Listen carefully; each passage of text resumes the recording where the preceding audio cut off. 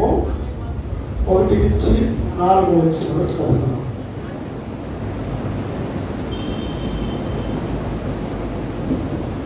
కీర్తనలు 91వ అధ్యాయము 1 నుంచి 4 వచనాలు చేయండి. మహోన్నతుని చాటున నివసించేవాడు, సర్వశక్తిని నీడను విశ్వమించేవాడు. ఆయనే నాకు ఆశ్రయము, నా కోట, నేను నమ్ముకున్న నా దేవుడని నేను యెహోవాను గూర్చి చెప్పుచున్నాను. వేటకాని ఊరిలో నుండి ఆయన నిన్ను విడిపించును, నాశనకరమైన తెగులు రాకుండా నిన్ను రక్షించును. ఆయన తన రెక్కలతో నిన్ను కప్పును, ఆయన రెక్కల క్రింద నీకు ఆశ్రయం కలుగును. ఆయన సత్యము కేడము డాలునే ఎందును. ఆమె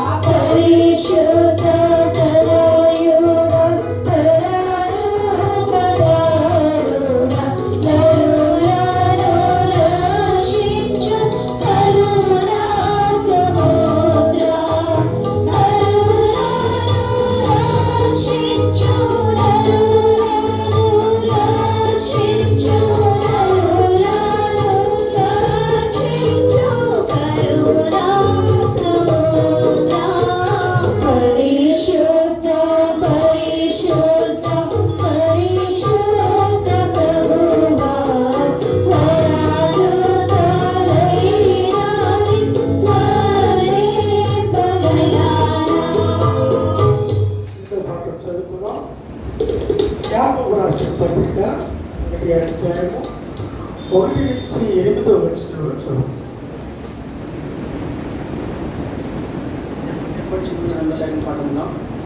యాకోబు రాసిన పత్రిక 1వ అధ్యాయము 1వ వచనం నుంచి 8వ వచనం వరకు చదువుకుందాం. దేవుని యొక్కయు ప్రభువైన యేసుక్రీస్తు యొక్కయు దాసుడైన యాకోబు అన్యదేశముల యందు చెదిరి ఉన్న 12 గోత్రముల వారికి శుభమని చెప్పి రాయనది. నా సహోదరులారా, మీ విశ్వాసమునకు కలుగు పరీక్ష ఓర్పును పుట్టించినని ఎరిగి మీరు నానా విధములైన శోధనల్లో పడినప్పుడు అది మహానందమని ఎంచుకొనడి.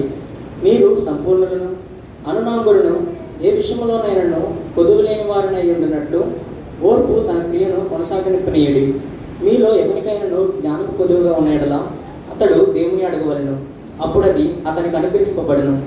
ఆయన ఎవరిని గద్దెంపక అందరికీ ధారాళముగా దయచేయవాడు. అయితే అతడు ఏమాత్రమును సందేహింపక విశ్వాసంతో అడగవలను. సందేహించువాడు గాలి చేత రేపబడి ఎగిరిపడు సముద్ర తరంగంలో పోలియుండును. అట్టి మనుషుడు విమనస్కుడై తన సమస్త మార్గముల యందు అస్థిరుడు గనుక ప్రభు వలన తనకేమైనా దొరుకునని తలంచుకొని రాదు. దేవుడు తన పరిశుద్ధ విందించును గాక. ఆమేన్.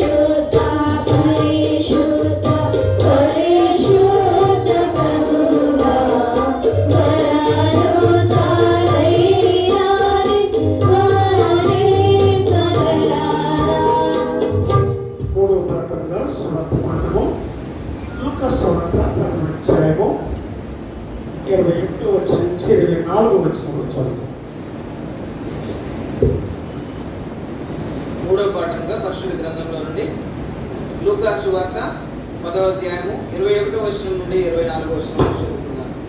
లూకా సువార్త 10వ అధ్యాయము 21వ వచనం నుండి 24వ వచనం వరకు. ఆ గడియలోనే యేసు పరిశుద్ధాత్మయందు బహుగా ఆనందించి, తండ్రి, ఆకాశమునకును భూమికిని ప్రభువా, నీవు జ్ఞానులకును వివేకులకును ఈ సంగతులను మరుగు చేసి పసిపాలురకు బయలుపరిచినవని నిన్ను స్తుతించున్నాను. అవును తండ్రి, అలాగూ నీ దృష్టికి అనుకూలమాయ. సమస్తమును నా తండ్రి చేత నాకు అప్పగింపబడి ఉన్నది. కుమారుడెవడో తండ్రి తప్ప మరెవడును ఎరుగడు. తండ్రి ఎవడో కుమారుడును, కుమారుడెవనికి ఆయన బయలుపరచు ఉద్దేశించను వాడును తప్ప మరెవడను ఎరుగడని చెప్పారు. అప్పుడు ఆయన తన శిష్యుల వైపు తిరిగి, మీరు చూచున్న వాటిని చూచు కన్నులు ధన్యములైనవి.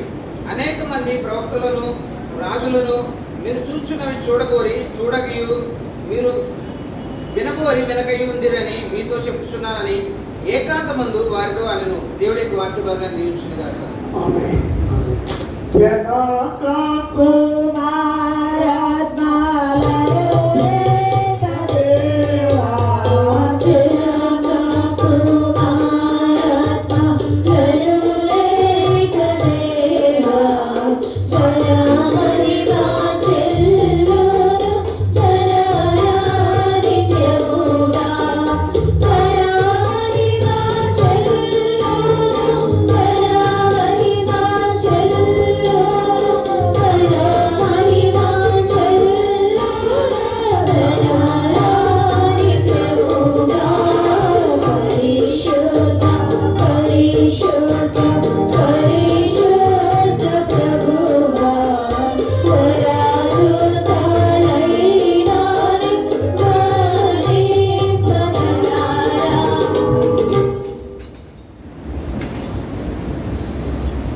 మంచి గీతాలు 103వ ప్రకటన. నన్ను దిద్దుము 103వ ప్రకటన. నన్ను దిద్దుము చిన్న ప్రాయము సన్నుతోన్నగు నాయనా, నన్ను దిద్దుము చిన్న ప్రాయము సన్నుతోన్నగు నీవు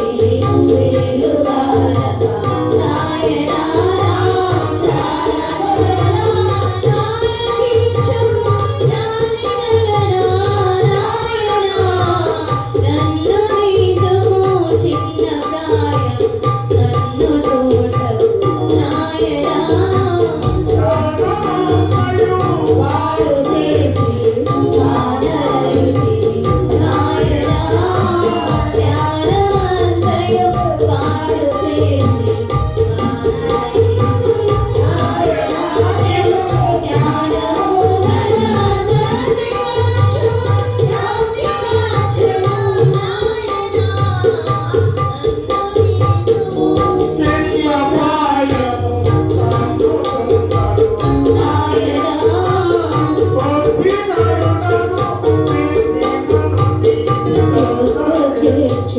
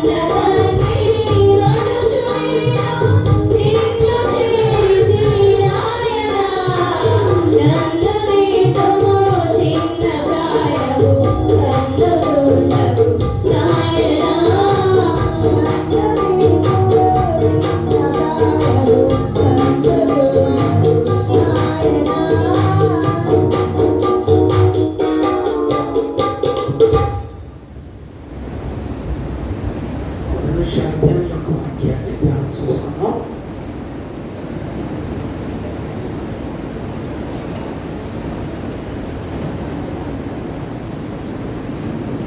ఆది కాండము, పరిశుద్ధ గ్రంథం నుంచి ఆది కాండము 41వ అధ్యాయము 38వ వచనాన్ని చదువుకుందాం. అతడు తన సేవకులను చూచి ఇతని వలె దేవుని ఆత్మగల మనుషుని కనుగొనమా అని చాలా ప్రార్థన చేసుకుందాం. ప్రభానికి వందనాలు. ఈ పరిశుద్ధమైన సన్నిధి మాకు ఇచ్చావు ప్రభా. 6 దినములు కట్టుబడి 7వ దినము విశ్రాంతి దినము. నీవును నీ ఇంటి వారును మా ఇంటిలో ఉండమని జ్ఞాపకం చేసేవారు. కనుక ప్రభా శ్రేష్టమైన ఆజ్ఞ, పరిశుద్ధమైన ఆజ్ఞ నువ్వు చెప్పిన మాట అనుగురించి మనస్సును భక్తులు ఆదాయించి దేవా, రాత్రి కానీ గత దినములు కానీ నీ పరిశుద్ధమైన మాటలు అనేక సత్యములు తెలుసుకుని ఉన్నాము తండ్రి. మరి యొక్క దినము మాకు ఇచ్చాము తండ్రి. నీ పరిశుద్ధమైన మాటలు వింటుండగా ఆత్మీయ జ్ఞానం మాకు దయచేసి నడిపించాలి. యేసు నామములో అడుగుతున్నాము తండ్రి. ఆమేన్. గత వారం దేవుని యొక్క వాక్యాన్ని ధ్యానం చేశాను. అందరికీ తెలిసి ఉంటుంది. రాజుల మొదటి గ్రంథం 10వ అధ్యాయంలో న్యాయ మహారాజు, కానీ ప్రాముఖ్యమైన వ్యక్తి దేవుని యొక్క మాటలు, దేవుని బిడలే, దేవుని యొక్క మరి ఆ ప్రవచనాలు, దర్శనాలు చూసి అనుకరణ కలిగి ఉండటాని కోసము శబాదేశం నుంచి వచ్చిందండి. చాలా గొప్ప వ్యక్తి అని మనం తీసుకున్నాం. ఆమె రావడమే కాకుండా సొలొమోను రాజుకి అనేకమైన ప్రశ్నలు, చాలా గూఢార్థం కలిగిన ప్రశ్నలు వేసిందండి. మరి ఏం చేసిందో తెలియదు, కానీ చాలా లోతైన అర్థాలు ప్రశ్నలు వేస్తే ప్రతిదానికి జవాబు అనేది చెప్పాడు. తెలుసుకోవటానికి, వినటానికి, మరి ఆత్మ జీవితంలో కొన్ని మేలు పొందడానికి కొన్ని ప్రశ్నలు వేస్తారు కదండి. అలాగే వేసింది ఆమె. అన్నిటికీ జవాబు చెప్పాడు. చెప్పిన తర్వాత మీకు జ్ఞాపకం చేశాను 6 ప్రాముఖ్యమైన విషయాలు మనం పరిశీలించడానికి. మందిరమే కానీ, బల మీద ఉండే మరి ఆహారమే కానీ, ఆ పరివారే కానీ, ఆ వస్తువులే కానీ, సమస్తాన్ని మనం పరిశీలించింది శాపాదేశపురాణి 6 ప్రాముఖ్యమైన విషయాలు. 6 విషయాల్లో ఆశ్చర్యపోయింది.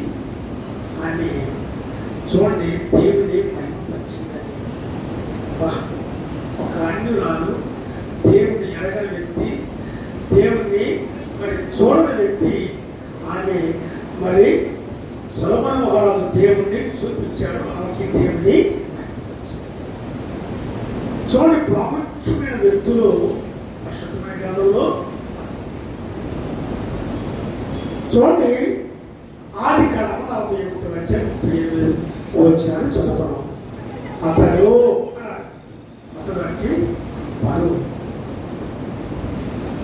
ఫరో అన్యుడు, అన్య దేశంలో ఉన్నాడు, ఐగుప్తు దేశంలో ఉన్నాడు. ఐగుప్తుకి రాజు, ప్రాముఖ్యమైన వ్యక్తి. ఫరో అంటే సామాన్యమైన వ్యక్తి కాదు. కఠినుడు, లేకపోతే మహా లోతైన దేవుని తెలియని వ్యక్తి. దేవుడు అంటే ఎవరు కూడా తెలియనా. కానీ ఫరో సామాన్యమైన వ్యక్తి కాదు, సామాన్యమైన అధికారంలో మరి అంత ప్రాముఖ్యమైన వ్యక్తి. ఈ ప్రాముఖ్యమైన వ్యక్తి దగ్గరికి యేసేపు వచ్చాడు. యేసేపు ఎలా వచ్చాడు అనేది మనం పరిశీలిస్తే అతడు కానాను దేశమస్తుడైన వ్యక్తి. అమ్మబడ్డాడు, త్రోసివేయబడ్డాడు, నెట్టివేయబడ్డాడు, తన అమ్మల చేత మరి వినీకరించబడి ఉన్నాడు. అమ్మివేయబడ్డాడు. అమ్మివేయబడిన తర్వాత ఐగుప్తు దేశంలో పోతీఫరు ఇంటిలోకి పోతీఫరు పట్టుకున్నాడు. పోతీఫరు ఇంట్లో పోతీఫరు చాలా పరిశీలన చేశాడండి. అతని యొక్క మాటలు కానీ, అతని యొక్క నడత కానీ, అతని యొక్క క్రియలు కానీ, అతని యొక్క పద్ధతులు కానీ సమస్తమును గ్రహిస్తున్నాడు అన్యుడైన ఫరో. అన్యుడు, దేవుడు ఎరగని వ్యక్తి. చూడండి, యేసేపు తన ఇంటిలో పనివాడుగా ఉన్నాడు. అప్పుడు చూస్తున్నాడు, గమనిస్తున్నాడు, పరీక్షిస్తున్నాడు, పరిశీలిస్తున్నాడు. ఇతని మాటలు ఎలా ఉన్నవి, ఇతని ప్రవర్తన ఎలా ఉన్నది, ఇతని క్రియలు ఎలా ఉన్నవి, ఇతని భాష ఎలా ఉన్నది, ఇతని యొక్క మరి ఆ పద్ధతులన్నీ కూడా ఎలా ఉన్నవి అని ప్రతి దినము పరిశీలిస్తున్నాడు పోతీఫరు. కానీ పోతీఫరు భార్య కూడా పరిశీలిస్తుంది యేసేపుని. యేసేపు మహా సుందరమైన వ్యక్తి, చాలా మరి అందమైన వ్యక్తి, వయస్సులో ఉన్నాడు, వివాహం కాని వ్యక్తి యేసేపు. చూడండి, ఐగుప్తు దేశంలో ఉన్నప్పుడు పోతీఫరు పరిశీలించాడు. పోతీఫరు భార్య కూడా పరిశీలిస్తుంది. పోతీఫరు భార్య పరిశీలించి చూడండి, ఆమె పరిశీలనలో అపవాది అనేది, సాతాను అనేది ప్రవేశించింది. చాలా భయంకరమైన పోతీఫరు భార్యలో అపవాది ప్రవేశించి యేసేపుని వడకట్టాలి, యేసేపుని పరిశీలించాలి. భక్తి ఎంత ఉన్నది, భయభక్తులు ఎంత ఉన్నవి, నీతి ఎంత ఉన్నది, నీతి క్రియలు ఎలా ఉన్నవి, ఇతడు ఎలాంటి స్థితిలో ఉన్నాడని పరిశీలించింది పోతీఫరు భార్య. కానీ పోతీఫరు భార్యలో అపవాది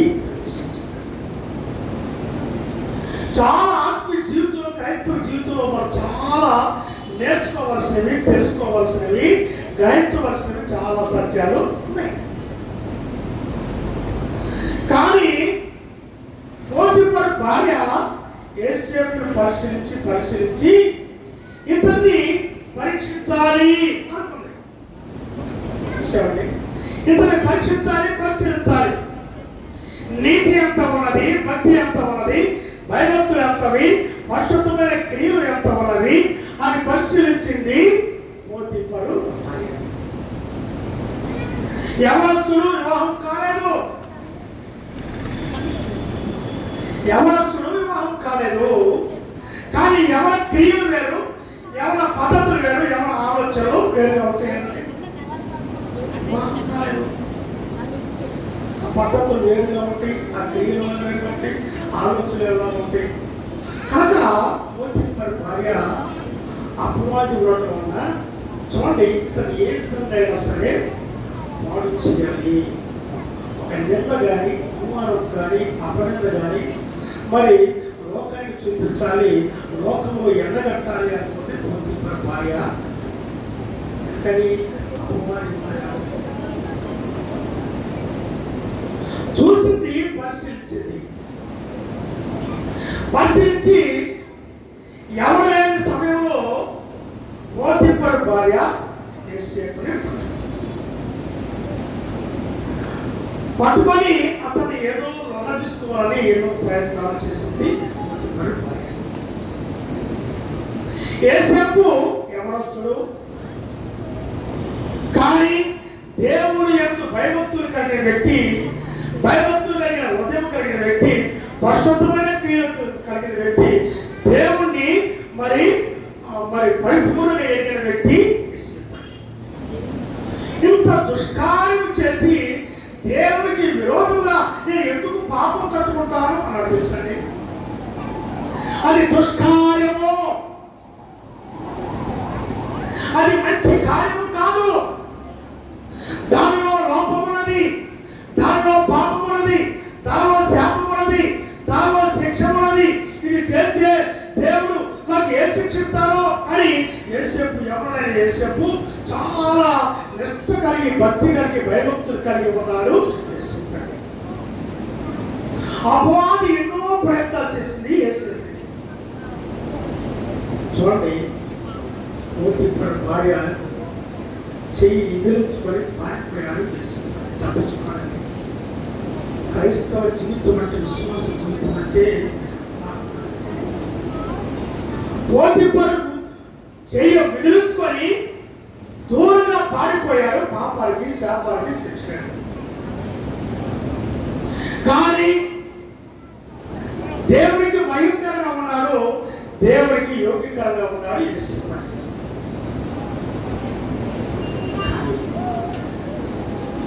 ఏదో ఒక నింద వేయాలి అని చూశాడు, చూసింది అపవాది పోతీఫరు.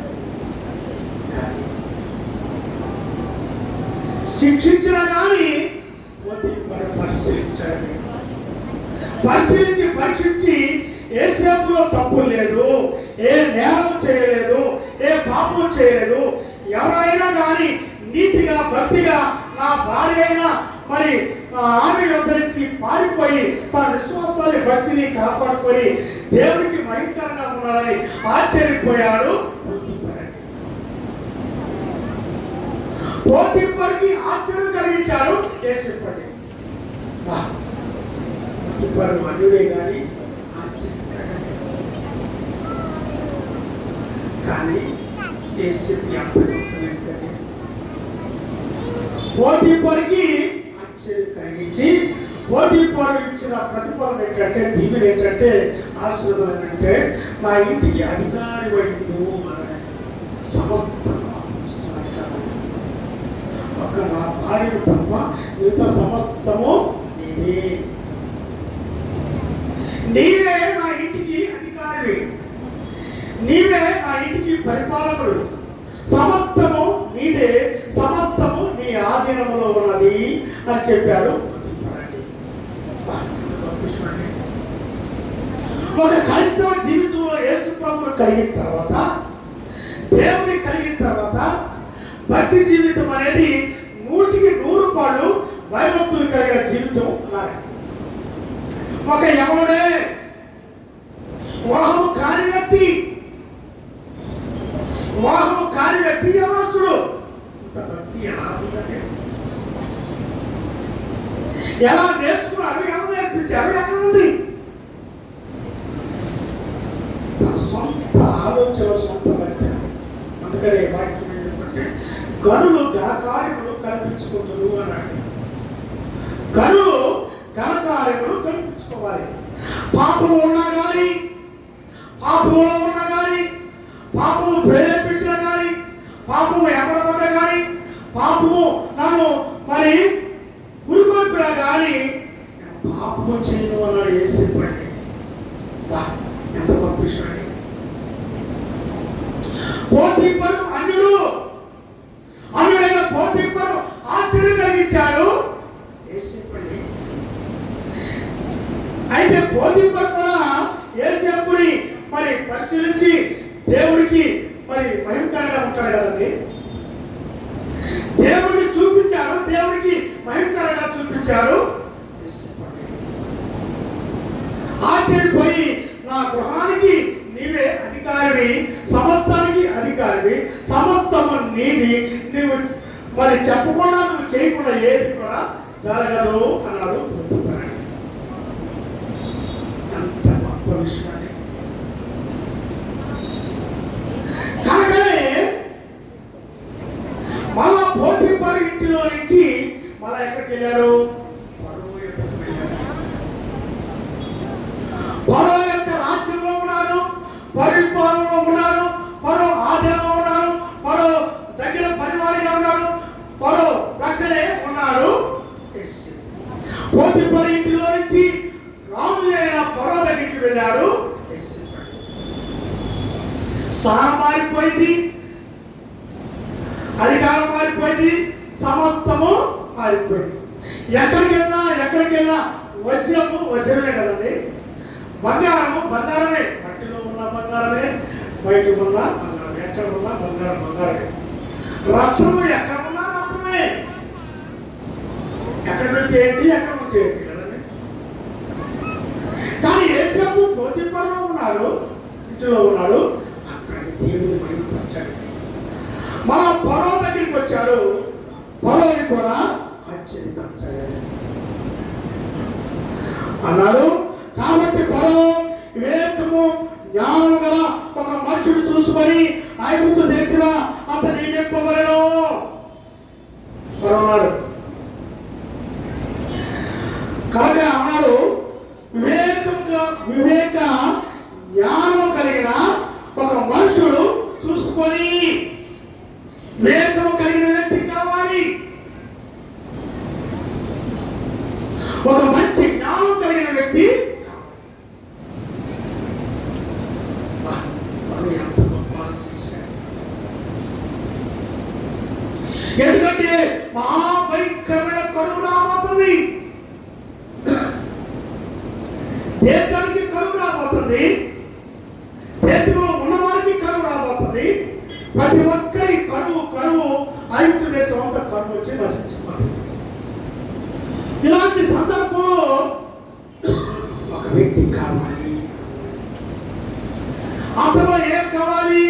వివేకము కావాలి. వివేకం అనేది క్రైస్తవులకి ఒక గొప్ప వరము అనేది, దేవుడిచ్చి వరం. వివేకము లేని స్త్రీ ఎవరండి? పంది మొక్కునున్న బంగారు కన్ను వంటిది.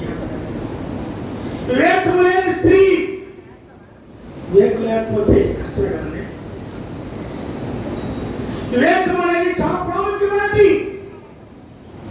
కరువు రాబోతుంది, శోధ రాబోతుంది, ప్రమాదం రాబోతుంది, లేకపోతే దేశానికి నష్టం రాబోతుంది. ప్రతి ప్రజలు ఇలాంటి సందర్భంలో కాపాడగలిగిన వ్యక్తి కావాలి, పోషించే వ్యక్తి కావాలి, ముందు చూపు కలిగిన వ్యక్తి కావాలి, వివేకం కలిగిన హృదయం కలిగిన వ్యక్తి, జ్ఞానం కలిగిన వ్యక్తి కావాలి. అతను చూడండి, పరీక్షించండి. అతను చూడండి, నేను దేశంలోకి లేదా? ఐగుప్తు దేశంలో యవనస్తులు అనేవారు ఉంటారు కదండి. 127 దేశాల్లో మరి చాలా జ్ఞానయుక్తమైన స్త్రీలు, యవనస్తులు, కన్యకలు లేరా? ఉన్నా. ఎస్టేట్ ఎందుకని పడింది? 127 దేశాల్లో ఎస్టేట్ దేవుడు ఏం చేస్తున్నాడండి? కానీ ఎస్టేట్ యొక్క అంతరంగము ఉదయం పరిశీలించాడు.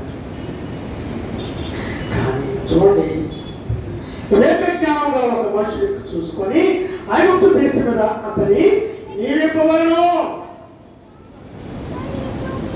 ఐగుప్తు దేశం మీద అతన్ని నియమించవలెను అన్నాడు. ఫరో అట్లు చేసి ఈ దేశము పైన అధిపతులు నియమించి సమృద్ధిగా పంట పండు 7 సంవత్సరములు ఐగుప్తు దేశం అంతట్లో 5వ భాగము తీసుకుని రావాలి. ఐగుప్తు దేశం వారికి ఎన్ని సంవత్సరాలండి? 7 సంవత్సరాలు కరువు రాబోతుందండి. 7 సంవత్సరాలు కరువు రాబోతుంది. అంతకుముందు సమృద్ధి అయిన పంట పండింది చూపించాడు దేవుడు. 7 సంవత్సరాలు సమృద్ధి, 7 సంవత్సరాలు కరువు. సమృద్ధి కలిగిన దినాల్లో ఆహారం ధాన్యం అనేది సమకూర్చి దాన్ని సిద్ధపరచాలి. అందుకనే మన భారతదేశంలో ప్రపంచంలో చూడండి గిడ్డంగులు అనేవి ఏర్పాటు చేశారు. భారతదేశంలో ఫుడ్ కార్పొరేషన్ ఆఫ్ ఇండియా అని ఉంటారు. చూడండి, రాష్ట్రంలో అనేక ప్రాంతాల్లో ఈ ఫుడ్ కార్పొరేషన్ వాళ్ళు గిడ్డంగులు ఏర్పాటు చేశారు. ఇక్కడ మనకి దగ్గరలోని నెడమల్లు పెద్ద షెడ్లు వేసి కొన్ని లక్షల టన్నుల ఆహారం ధాన్యము సిద్ధపరిచి ఉంచుతారు. ఎందుకని? ఒకవేళ కరువు వచ్చినా కానీ 5 సంవత్సరాలు కానీ 7 సంవత్సరాలు కానీ 10 సంవత్సరాలు వచ్చినా కానీ భారతదేశానికి కరువు రాకుండా ఆ కరువును కాపాడటానికి కోసము మరి యేసేపు గారి చేసిన జ్ఞానయుక్తమైన కార్యము అది ఇప్పటికీ దాన్ని చేశారు. భారతదేశంలో పండే పండ్లంతా కూడా కొని ఈ గిడ్డంగుల్లో దాస్తారన్నమాట. కొన్ని లక్షల బస్తాల టన్నులు ఆహార ధాన్యం నిలబడతారు. ఇది ఎవరు చేశారండి? యేసేపు గారు. ఎంత జ్ఞానం అండి! ఐగుప్తు దేశంలో పండే పంటంతా కూడా మరి సమకూర్చండి, పెద్ద పెద్ద గిడ్డంగులు తయారు చేయండి, దాచండి. దాచవలసిన కార్యాన్ని యేసేపు చేశాడు. ఎందుకని? కరువు అనేది రాబోతుంది. ఇది వివేక జ్ఞానం అండి. చాలా ప్రాముఖ్యమైన విషయం అనేది.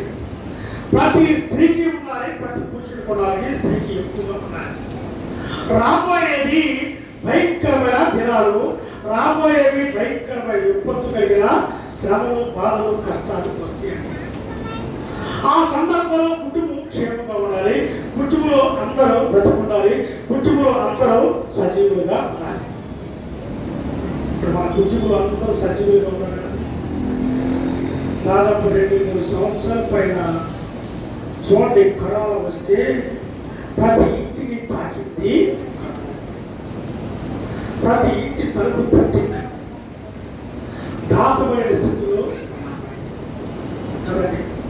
కానీ అయినా కానీ కుటుంబంలో ఏ ఒక్కరు నశించలేదండి.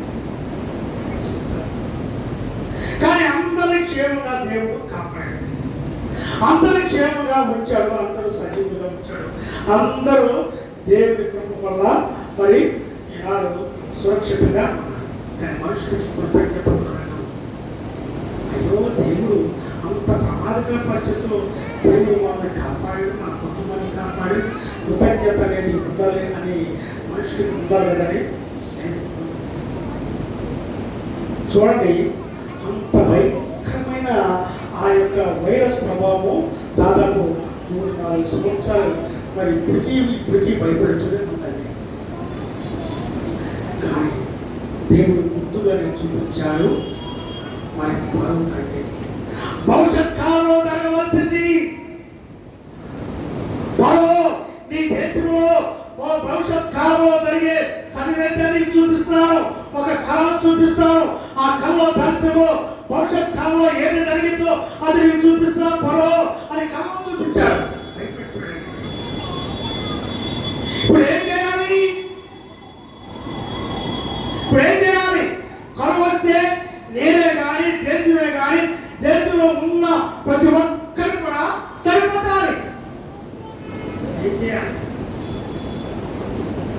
ఎవరి దగ్గరికి వెళ్ళాలండి? కానీ దేవుడు, మన దేవుడు గొప్ప దేవుడు అండి. ఆ గొప్ప దేవుడి దగ్గరికి చూశాడు కనుక దేవుడు అంత జ్ఞానాన్ని పరోకి ఇచ్చాడు. పరవాట్లు చేసి ఈ దేశం పైన అధిపతులుగా నియమించి సమృద్ధిగా పట్టబడు 7 సంవత్సరాలు ఐగుప్తు దేశం అంతట్లో 5వ భాగము తీసుకొని రాబడను.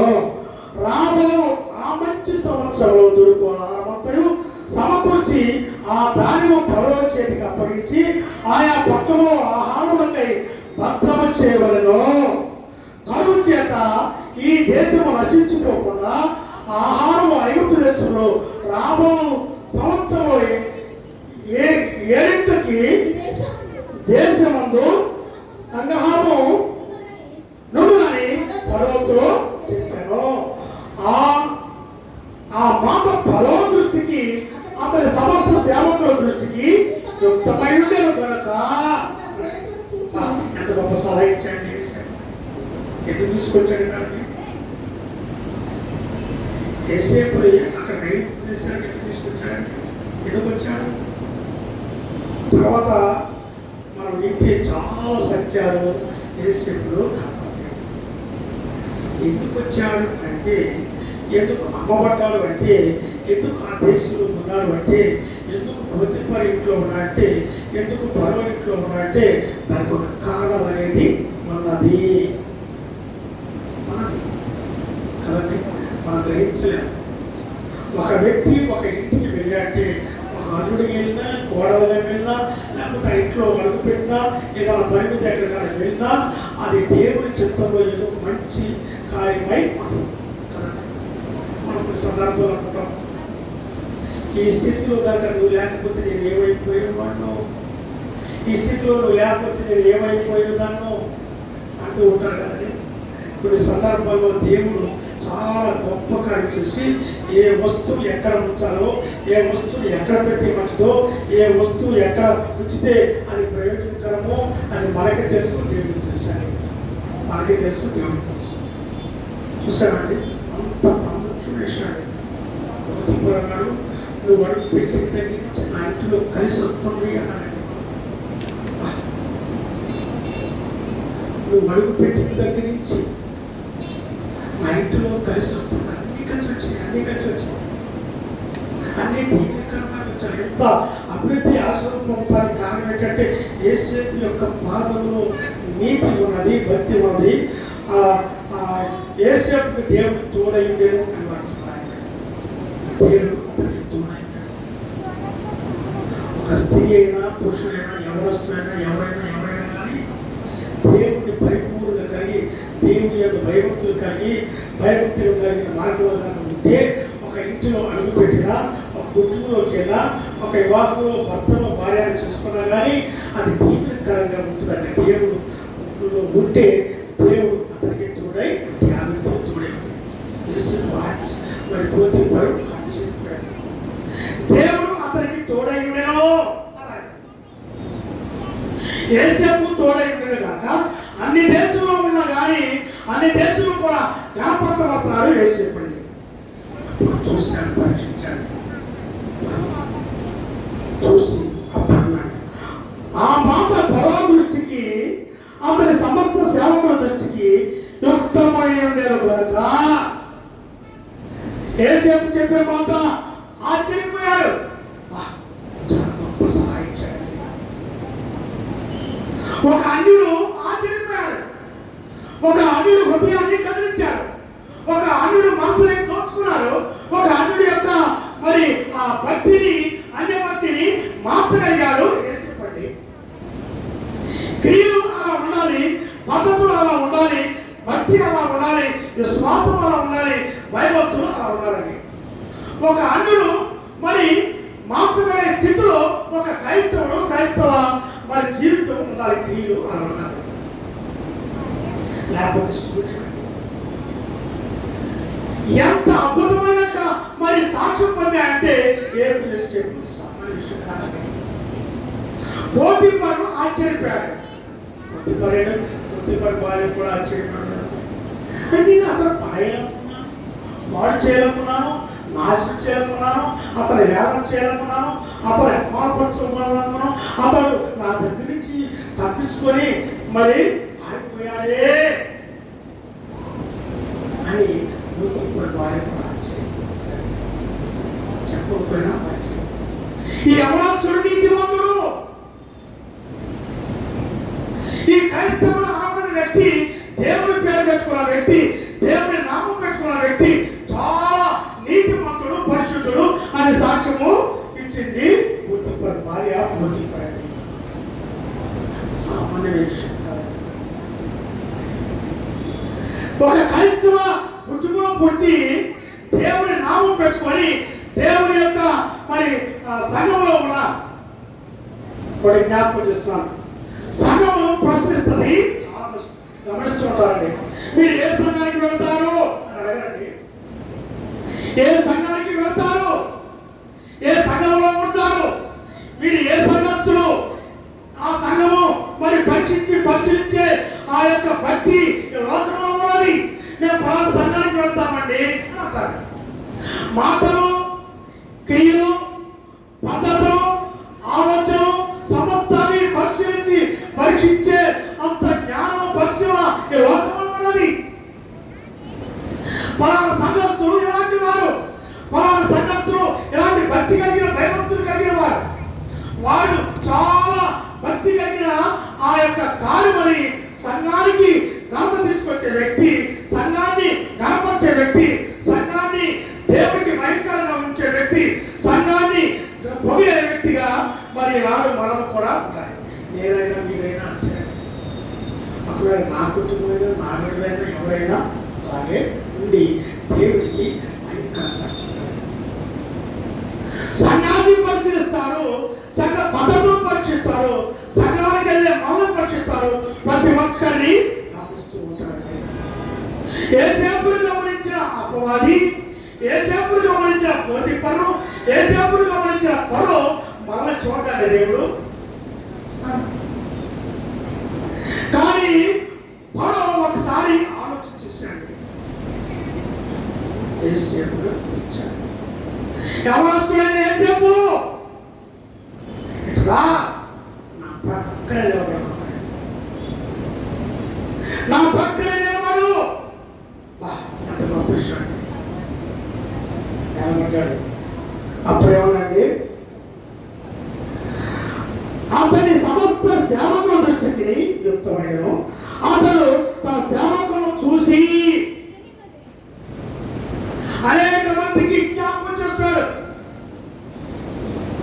ఐగుప్తు దేశంలో ఉన్న కానీ తన సేవకులు కానీ ప్రతి వారి దృష్టికి యేసేపును చూపిస్తాడండి.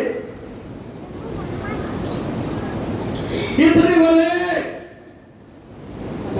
ఎంత గొప్ప విషయం అండి.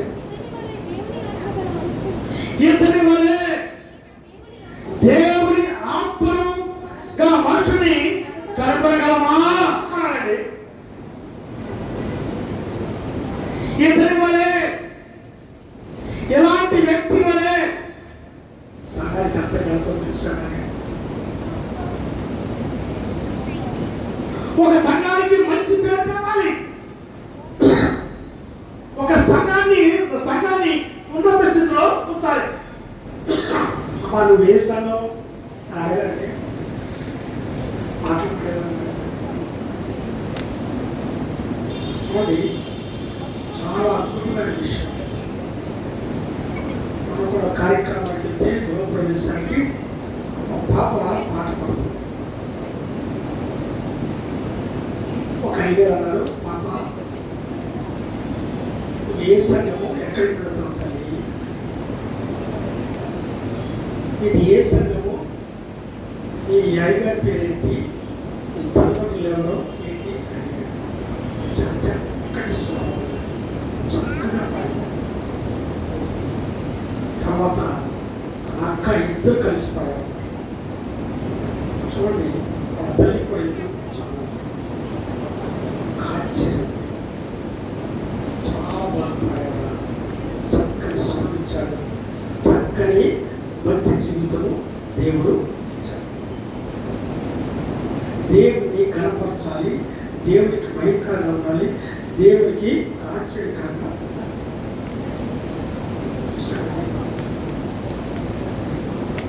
అంత అద్భుతమైన మరి ఆ యొక్క స్వరాన్ని, భక్తిని, విశ్వాసాన్ని ఇచ్చాడు. ఒకసారి మన సంఘంలో పురుషులు యవనస్తులు పాడుతూ ఉంటే ఏంటంటే వీళ్ళు పాడుతూ ఉంటే చచ్చిపోవడం దగ్గర ఏడ్చినట్టుందని నాతో చెప్పి చాలా సరే 30 సంవత్సరాల క్రితం అక్కడ కూర్చొని ఒక్కడేనండి పాట పాడుకునేది పుస్తకం పక్కన పెట్టుకునేవాడు. పక్కన పెట్టుకొని డ్రమ్ కొట్టుకునేది నేనే, పాట పాడుకునేది నేనే, అన్నీ నేను పాటలు పాడుకున్నాను. చూసామండి, పాట పుస్తకం పక్కన పెట్టుకొని దాని మీద ఎత్తు పెట్టుకొని డ్రమ్ కొట్టుకుంటా పాట పాడుకుంటా, మైక్ లేదు ఇప్పటికీ. మరి ఈనాడు దేవుడు అంత ఆశ్రయించి మంచి స్వరాలు, గాత్రాలు, వాద్యాలు సమస్తము దేవుడు సమకూర్చి దేవునికి భయంకరంగా ఉండే భాగ్యాన్ని దేవుడు మరి ప్రసాదించాడు. కానీ ఏదైనా దేవునికి భయంకరంగా మనం జీవిస్తూ దేవుని భయపరచాలి.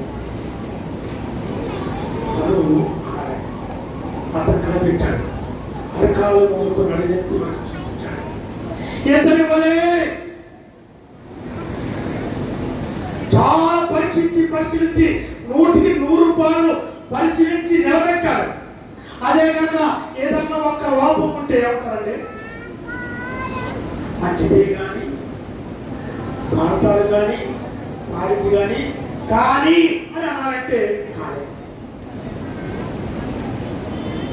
పాడతాడు కానీ, చదువుతాడు కానీ, వాయిద్యాలు వాయిస్తాడు కానీ అని అన్నారు అంటే అక్కడ ఏదో లోపం ఉన్నట్టుగా. కానీ అనులైన పరో నిలబెట్టి 100కి 100 పరిశీలించి యేసేపు అనబడిన వ్యక్తి, ఇతడు క్రైస్తవుడు, దేవుడు నమ్ముకున్న వ్యక్తి, దేవుని ఆరాధించే కుటుంబంలోంచి వచ్చిన వ్యక్తి కనుక ఇతని వలే అని మాట నాకు తెలుసండి. దేవుడు ఒక ఆయన ఉన్నాడు, ఆయనే సజీవుడైన యెహోవా దేవుడు. దేవుని ఆత్మ కలిగిన మనుషుడు ఎలా తెలుసండి? తన అంతరంగంలో ఉన్నది ఎలా తెలుసు? అంతరంగంలో దాగి ఉన్నది ఎలా తెలుసు? అంతరంగ హృదయంలో పరిశుద్ధాత్మ ఉన్నదని, దేవుని ఆత్మ ఉన్నది, దేవుని ఆత్మ కలిగి ఉన్నదని, దేవుని ఆత్మతో ఆరాధించే భక్తి ఉన్నదని, దేవుని ఆత్మతో జీవిస్తున్నాడని పరోకి ఎలా తెలుసు? అతని హృదయంలో దేవుని యొక్క ఆత్మ ఉన్నది, పరిశుద్ధమైన ఆత్మ అతనిలో ఉన్నది. ఆశ్చర్యపోయాడు.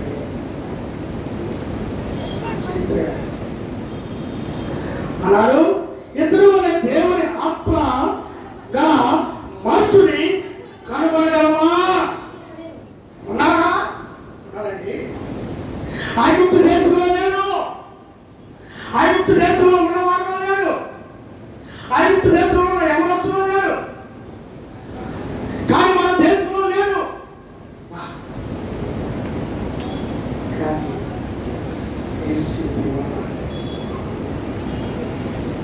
ఇతరులో ఉన్నది దేవుని యొక్క ఆత్మ.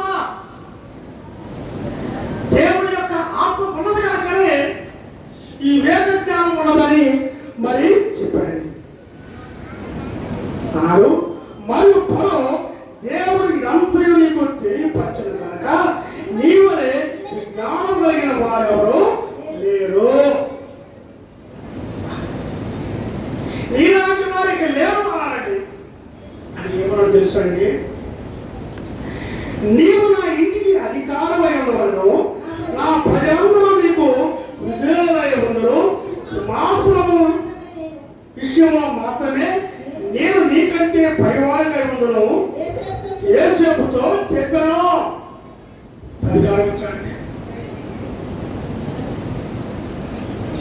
నామగా మాత్రమే నేను రాజుని, ఐగుప్తు దేశానికి రాజుని నామగా మాత్రమే, కానీ మా దేశానికి అధికారివి, ఇంటికి అధికారివి, సమస్తానికి అధికారివి, నీవే సమస్తానికి అధికారివి. ఊరికే పేరు మాత్రమే, పేరు మాత్రమే నేను, కానీ సర్వస్వము నీవే. నువ్వు చెప్తే వినాలి, నువ్వు చెప్పిన పని చేయాలి, నువ్వు ఏది చెప్తే అది చేయాలి. ఎవరైనా సరే అని సహాయం చేశాడు. ఫరో చెప్పిన మాట వినాలి, ఆ యోసేపు చెప్పిన మాట వినాలి. నేను కాదు, యోసేపే ప్రాముఖ్యమైన వ్యక్తి. ఫరో హృదయము కరిగిపోయింది, నీళ్ళు అయిపోయింది. ఒక అన్యులే కానీ మనలాంటి హృదయము అవ్వచ్చు, ఒక గ్రహారాధకులు అవ్వచ్చు, దేవుని ఎరగని వ్యక్తి అవ్వచ్చు, లేకపోతే గ్రహారాధనలో మరి భయంకరమైన వ్యక్తి అవ్వచ్చు. హృదయం ఎలా కరిగిందండి? యేసేపు యొక్క నీతి, యేసేపు యొక్క భక్తి, యేసేపు యొక్క క్రియలు, యేసేపు యొక్క సత్క్రియలు, యేసేపులో ఉన్న భయభక్తులు మరి ఫరో హృదయంలో ఉన్న ఆ కఠినమైన హృదయాన్ని కరిగించి వేసింది యేసేపు యొక్క భక్తి. క్రైస్తవ జీవితం అంటే అలా ఉండాలి, క్రైస్తవ పేరు పెట్టుకొని అలా జీవించాలండి. లేకపోతే ఎందుకంటే నామకార్థం ఏంటి? ఎందుకండి ఉత్పత్తి భక్తి పెట్టుకొని, ఉత్పత్తి పేర్లు పెట్టుకొని దేవుణ్ణి లేకపోతే సంఘాన్ని, సమాజాన్ని పాడు చేయటండి. మీరు ఎంత చక్కటి పేరు పెడతారు, ఎతికి ఎతికి ఎతికి ఏసేపు అని పెడతారు కదండి. ఏసేపు అని పెడతారు. కొంతమంది ఏం చేస్తారు, 1-4 పేర్లు పెడతారు. చూసామండి, 1-4 పేరు. పేదరు గారు కడతారు, ఏసేపు పెడతారు, పౌరు గారు కడతారు, 4 రకాలు కలిపి అని పెడతారు. ఎన్ని పేర్లు తగిలించినా, ఎన్ని త్వాగా పెట్టినా భక్తి అనేది అలా అయిపోయింది. కుటుంబానికి అవమానం, తల్లిదండ్రులకు అవమానం, సంఘానికి అవమానం, సమాజానికి. చూసామండి, మన బిడ్డలు మరి వీధిలో నడుస్తున్నారంటే, మరి తిరుగుతున్నారంటే, మరి అనేక రీతులుగా మరి పనిలో ఉన్నారంటే మన కుటుంబాన్ని లెక్క కడతారండి, పరిశీలిస్తారు. తల్లిదండ్రులకి లెక్క కడతారు తెలుసండి. ఏ పెంపకం ఇది అంటారు తెలుసండి. అది ఒక తల్లికి తండ్రికి ఎంత మాట తెలుసండి. ఒక తండ్రికి ఘనత తెచ్చాడు, కుటుంబానికి ఘనత తీసుకొచ్చాడు, కుటుంబాన్ని ఒక ఉన్నత స్థితిలో ఉంచాడు, దేశానికి దేవునికి ఘనత తీసుకొచ్చాడు. అన్నాడు, నీకంటే పైవాడనై ఉండునని యేసేపుతో చెప్పాడు. మరియు ఫరో చూడము, ఐగుప్తు దేశం అంతటి మీద నిన్ను నియమించునని యేసేపుతో చెప్పాను.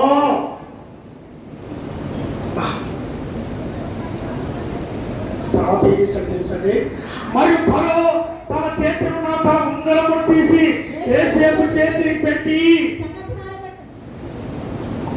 ఫరో చేతికి ఉన్న ఉంగరము చాలా ప్రాముఖ్యమైనది తెలుసండి.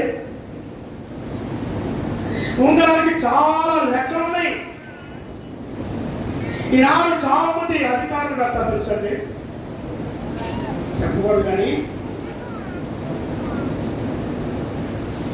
బిషప్ గారికి ఉంటుంది, తర్వాత ఆర్సీఎంలో క్యాథలిక్లో మరి బిషప్ గారికి. కొంతమంది ఏం చేస్తారు తెలుసండి, వెళ్ళి దాన్ని గుర్తు పెట్టుకుంటారండి. ఇదే పిక్చర్ అర్థం కాదు. దానికి మారు మనసు లేదు, దేవుడు భయం లేదు, దేవుడి యొక్క భయభక్తులు లేవు, ఒక నీతి లేదు, కుటుంబంలో నీతి లేదు, బిడ్డలో నీతి లేదు. తెలుసా మీకు? కుటుంబానికి నీతి లేదు, బిడ్డలకి నీతి లేదు. బిడ్డల ఆత్మీయ జీవితంలో నీతిలో భయభక్తులో పెంచలేని వ్యక్తి చేతికున్న ఉంగరంలో ఏమున్నది? మరో చేతికి ఏ ఉంగరము ఉన్నది? అది అధికారానికి గుర్తు. ఆ ఉంగరానికి ప్రాముఖ్యత ఉన్నది. ఫరో తన చేతిలో ఉంగరం తీసివేశాడు. తీసివేసి యోసేపుకు పెట్టాడు. సర్వ అధికారం నీది, సర్వ అధికారం నీకు ఇస్తున్నాను, ఈ ఉంగరము నీకు ఇస్తున్నాను అన్నాడండి.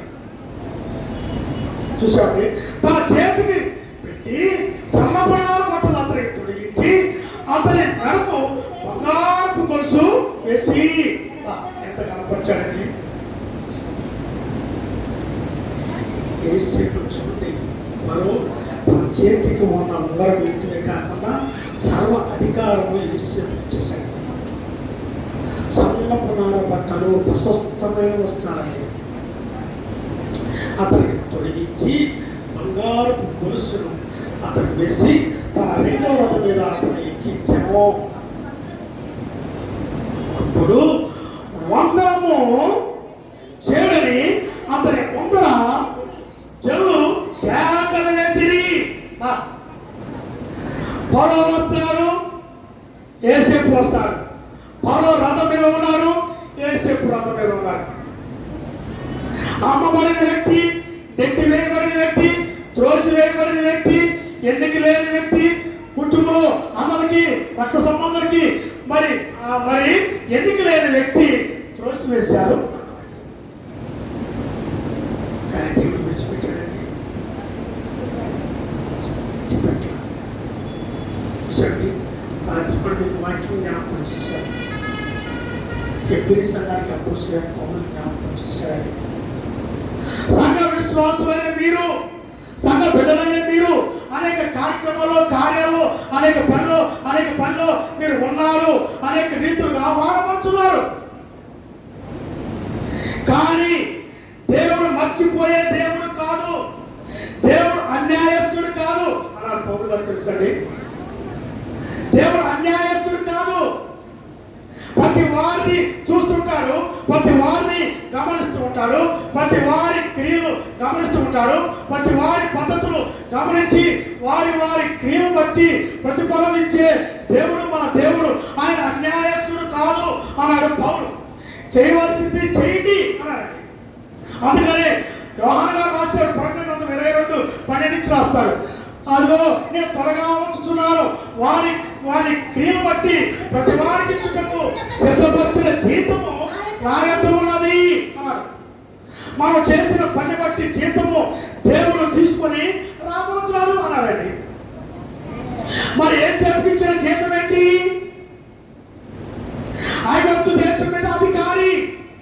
ఫరోకు ఉన్న అధికారం కన్నా ఎక్కువ అధికారము యోసేపు కలిగి ఉన్నాడండి.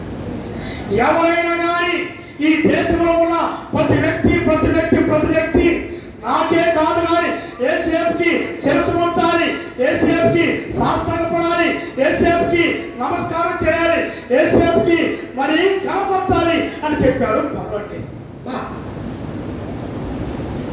యోసేపు ఉదయాన్ని కలిసి వేశాడు ఫరో ఉదయాన్ని. అయితే ఆయన ముందర జనులు కేకలు వేసిరి. అట్లు ఐగుప్తు దేశం అంతటి మీద అతనేమిచ్చెను. మరియు ఫరో యోసేపుతో, ఫరోను నేనే అయినను నీ సెలవు లేకుండా, నీ ఆజ్ఞ లేకుండా, నీ మాట లేకుండా ఎవడు కదలకూడదు, ఎవడు ఎక్కడికి వెళ్ళకూడదు, ఏ పని చేయకూడదు, ఏది జరగాలన్నా, ఏ పని చేయాలన్నా, ఏ కార్యం జరగాలన్నా కానీ నీవే అధికారివి, నువ్వు చెప్పినట్టే వినాలి. ఒకవేళ ఫరో దగ్గరికి వెళ్ళి ఎవరన్నా అయ్యా మరి ఏం చేయాలి, ఎక్కడికి వెళ్ళాలి అంటే ఫరో గారు ఏమంటారంటే, నేనేం కాదయ్యా, నేను నామక వాస్తుని, యోసేపు గారి దగ్గరికి వెళ్ళు, యోసేపు గారి దగ్గరికి వెళ్ళు. ఒక సేవకుడు నా తెలిసాను, ఇల్లు కుట్టేవాడండి, తాటకి ఇల్లు కుట్టేవాడు. ఒక సూర్యుడి భర్త మాత్రమే ఆయన దగ్గర ఉంటుంది. అంటే ఇల్లు కుట్టేది అనుకుంటున్నాను. అది పెట్టుకొని పొద్దున్నే వచ్చి సెంటర్లో వాటర్ దగ్గర కూర్చుంటాడు. కూర్చుంటే మా ఊళ్ళో వచ్చే వాళ్ళందరూ తిరుగుతూ ఉంటారు కదండి, ఎక్కడ కూర్చుంటాడో మనకు తెలుసు. అరే ఏలియా అనేవాడు. అరే ఏలియా, రేపు మా ఇల్లు కుట్టాలి, మా ఎక్కడికి వెళ్ళబోకయ్యా అని చెప్పాడు. అరే ఏలియా, ఈ ఏలియా ఏలియా ఏలియా ఏమైపోయాడు? అరే పోయి గాడు వచ్చిందన్నమాట. దేవుని నమ్ముకొని దేవుని యొక్క భయభక్తులు కలిగి మారు మనసు పొంది బాప్తిసం పొందిన తర్వాత సేవకుడు అయ్యాడు. సేవకుల్లో ప్రాముఖ్యమైన సేవకుడు అయ్యాడు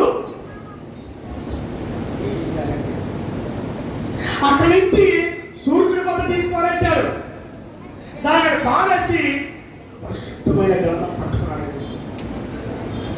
పరిశుద్ధమైన గ్రంథం పట్టుకొని అక్కడ ఎక్కడైతే కూర్చున్నాడో అక్కడ చూడండి దేవుడికి భయంకరంగా ఉన్నాడు. నేను 2 రోజుల నుంచి క్లిప్ పెడుతున్నాను, చాలా మంది చూసి ఉంటాను. ఒక సెంటర్లో అడుక్కునే ఆనందండి. మనం కూర్చొని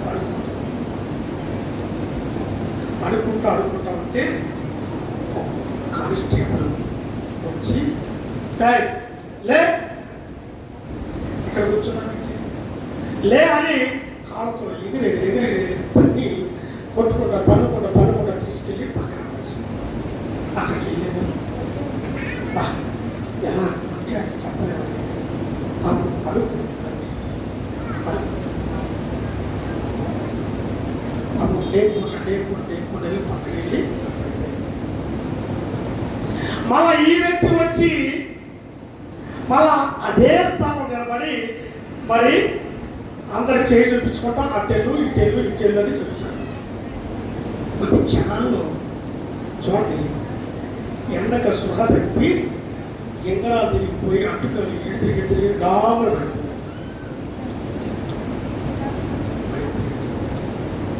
ఇప్పుడు ఎవరున్నారు?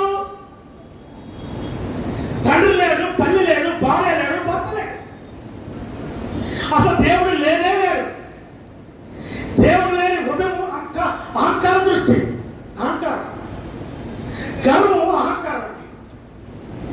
ఒక వ్యక్తిని కాలుతో తని ఒక వ్యక్తిని కాలుతో తడుకుంటూ తీసుకెళ్ళి చేస్తే దేవుడు చూడండి, దేవుని అంతటి చూశాడు. ఏ స్థలంలో ఉన్న వ్యక్తిని ఏ స్థలంలో అయితే తన్నావో, ఏ స్థలంలో అయితే మరి తోసివేయి నెట్టివేయబడి దూషింపబడి కొట్టబడి ఉన్నదో అదే స్థలంలో నిలబడి మళ్ళా డ్యూటీ చేస్తూ ఉంటే కళ్ళు తిరిగి గిరగిర తిరిగి మరి కుప్పగురి ఆ పక్కనే ఉన్న తల్లి అడుక్కునే వ్యక్తి ఆమె దగ్గర ఉన్న వాటర్ బాటిల్ గబగబా డేకుండా గబగబా వచ్చి ఈ పడిపోయిన వ్యక్తిని తాగించి, అయా నీళ్లు తాగు, ఆపదలో ఉన్నావు, ప్రమాదంలో ఉన్నావు, మరణంలో ఉన్నావు, ఇవి తాగకపోతే చనిపోతావు, ఇదిగో నేను తాగే నీళ్లు. పేద వ్యక్తిని, అడుక్కునే వ్యక్తిని, ఎదిగి లేని వ్యక్తిని, నువ్వు దూషించి కొట్టబడిన తోసివేయబడిన వ్యక్తిని ఇప్పుడు నేను అవసరము కనుక నీళ్లు తాగు అని తన చేతిలో ఉన్న తాగే బాటలు ఇచ్చి తాగించిందండి. చూసామండి ఎంత గర్వపట్టే మానవులకి ఇలాగండి. హృదయాలు ఖండించే దేవుడు ఒక ఆయన. ఏలీ గారు పరిశుద్ధ గ్రంథం పట్టుకొని అక్కడ ఉన్నారు. ఎవరైతే ఇల్లు కుట్టించుకున్నారో, ఎవరైతే మరి అరే అన్నారో, ఎవరైతే సత్యనం పెట్టారో, ఎవరైతే మరి అతని మరి దూషించి అవమానించి ఏది పెట్టారో అవన్నీ కూడా తీసుకొచ్చారు. ఇప్పుడు ఏమంటున్నా అంటే ఏలీ గారు మా ఇంటికి రండి అయ్యా, నా భార్య జబ్బుతో ఉన్నది, నా భర్త జబ్బులో ఉన్నాడు, నా కుటుంబం ఆపదలో ఉన్నది, నా కుటుంబం శోధనలో ఉన్నది కనుక నా ఇంటికి రండి అని పిలుస్తున్నారండి. గొప్ప సేవకుడు. అరే అన్నబడిన వ్యక్తి, ఎన్నిక లేని వ్యక్తి, చిన్న పని చేసుకునే అసహ్యమైన వ్యక్తి ఈయన గొప్ప సేవకుడై పరిచర్యలో అనేక ఆత్మలు సంపాదించే వ్యక్తిగా ఉన్నాడు. ఇప్పుడు ఏమీ కాదు అన్నాడు. అదే పోయింది. చూడండి యేసేపుని ఎంత కనపరిచాడండి. ఐగుప్తు దేశం అంతటి మీద అతను నియమించాడు. దేశం అంతటి మీద అతనే ప్రాముఖ్యమైన వ్యక్తి, ప్రధాన అధికారం కలిగిన వ్యక్తి. సర్వ అధికారం యేసేపుదే. నేను పరిశీలించాను. చాలా నీతిమంతుడు, పరిశుద్ధమైన వ్యక్తి, పరిశుద్ధమైన క్రియలు కలిగిన వ్యక్తి. చూసామండి, ఆయనను సేవ లేక ఐగుప్తు దేశం అంతటిలో ఏ మనుషుడును తన చేతినైనో కాలినైనో ఎత్తకూడదని చెప్పారు. మరియు మరో యేసేపునకు ఎప్పత్తునెహో అని పేరు పెట్టి అతనికి ఒను యొక్క యాజకుడైన పోతీఫర కుమార్తెయు అసేనతునిచ్చి పెళ్లి చేయించను. నాకు చదువుతుంటే ఉదయం ఎంత అంటే కళ్ళ నీళ్ళు తిరిగిపోయాను. ఎంత గొప్ప ఘనత, ఎంత గొప్ప అధికారమా, ఎంత శ్రేష్టమైన మరి ఆశీర్వాదాలు దేవుడు ఇచ్చాడండి. ఇచ్చాడండి. ఇంకా వెనక్కి వెళితే యేసేపు గురించి వింటానండి మనకి ఉదయం బద్దలైపోద్దండి. క్రీస్తు సాదృశ్యంగా యేసేపు చూపించాడు. యేసు ప్రభు ఎలా ఉంటాడంటే, అందుకని దేవుడు మన పోలిక చొప్పున నరులను చేయకున్నాడండి. 1:26 ఆదికాండం. మన పోలిక చొప్పున నరులను చేయదు. యేసు ప్రభు ఎవరంటే ఏం చెప్తారండి? ఎవరయా మీ నాన్నగారు ఎలా ఉంటారు అంటే ఏం చెప్తారండి? మీ అమ్మగారు ఎలా ఉంటారని చెప్తారు. ఎలా ఉంటారంటారు ఏంటంటే, నేనే మా నాన్న, నేనే మా అమ్మ, నా పోలిక ఆయనది, ఆయన పోలిక నాది అంటాం కదండి. చాలా మంది అంటారు అంతా మీ నాన్నగారు మీ అమ్మగారు తిరస్కారం ఎలా అంటారు అంటే అది నేను వాస్తవమే అండి. నేను కూడా పెద్ద మరి కాలేజీలో వెళ్తే పాప వచ్చి 80 వందనాలు అనుకున్నాను. అరే అప్పుడు మీ నాన్నగారు లేకుండా జగస్కార్ ఎలా ఉంటామంటే ఏ ముసిముసిలో కదండి, అంత జగస్కార్పే కదా ఆయన. కానీ దేవుడు చూడండి యేసేపు ఎంత కనపరిచాడండి. చూడండి అన్నాడు, అతనికి భూమి యొక్క యాజకుడిన పోతీఫర కుమార్తె అనేసి పెళ్లి చేశాను. యేసేపు బయలుదేరి ఐగుప్తు దేశం అంతటి సంచరించాను. యేసేపు ఐగుప్తు రాజైన ఫరో ఎదుట నిలిచి ఉన్నప్పుడు 30 సంవత్సరాల వాడై ఉండెను. అప్పుడు యేసేపు ఫరో ఎదుట నుండి వెళ్ళి ఐగుప్తు దేశం అంతటా సంచారం చేశాను. ఇప్పుడు వయసు ఎంతండి? 30 సంవత్సరాలు యవన వయసు. ఈ యవన వయసులో ఎంత భక్తి ఎక్కడి నుంచి వచ్చిందండి? సామాన్య విషయం కాదండి. కారణం ఏంటంటే యేసేపును పరువన్నాడు, నీలో దేవుని యొక్క ఆత్మ ఉన్నది, నీలో దేవుని యొక్క ఆత్మ ఉన్నది, పరిశుద్ధమైన దేవుని యొక్క ఆత్మను కలిగి ఉన్నావు. ఒకసారి జ్ఞాపకం చేస్తాను. సౌలుని ప్రవక్త సమూయేలు అభిషేకించాడు. సౌలు దేవుని దృష్టికి యోగ్యంగా ప్రవర్తించకపోతే దేవుని ఆత్మ పోయి దురాత్మ వచ్చి సౌలుని వెంటాడింది. సౌలు దురాత్మ కలిగిన వ్యక్తి అయిపోయాడు. పిచ్చగా ప్రవర్తిస్తాడు, పిచ్చ పనులు చేస్తాడు. దురాత్మ అనేది సౌలులో ప్రవేశించిందని. అభిషేకించబడిన వ్యక్తివి ప్రవక్త చేత మరి కొమ్ములో తైలం పోసి దేవుడు అభిషేకించమని ప్రవక్త సమూయేలుతో చెప్తే సమూయేలుని అభిషేకించాడు. దేవుని ఆత్మ అనేది తాకబడింది. దేవుని ఆత్మ కలిగిన వ్యక్తిగా సౌలు వాడబడాలి, కనపరచబడాలి, దేవుడికి సామాన్యమైన వ్యక్తి కాదు సౌలు. కానీ సౌలు యొక్క పద్ధతులు వేరు, సౌలు యొక్క ఆలోచన వేరు, సౌలు యొక్క క్రియ వేరు, సౌలు యొక్క భక్తి వేరైపోయింది. కనుక ఆ దురాత్మ మరి దేవుని యొక్క ఆత్మ వెళ్ళిపోయింది. ఇప్పుడు ఏ ఆత్మ వచ్చింది? దురాత్మ వచ్చిందండి. దురాత్మ పిచ్చి పనులు చేస్తున్నారు, పిచ్చి పిచ్చి పనులు, పిచ్చి పిచ్చి కార్యాలు చూసేవాడిని. ఎప్పుడైనా కానీ దేవుని ఆత్మ మనం జాగ్రత్తగా కాపాడుకోకపోతే, దేవుని ఆత్మను మనం సరిగా మనం వాడుకోకపోతే, దేవుని ఆత్మను పొందిన తర్వాత, మారు మనసు పొంది బాప్తిసం పొందిన తర్వాత దేవుని ఆత్మ మనలో ప్రవేశించినప్పుడు చాలా జాగ్రత్తగా ఉండకపోతే అది పోయి మరి ఆ హృదయంలోకి వచ్చేది ఏంటంటే దురాత్మ. అదే సాతాను యొక్క ఆత్మ.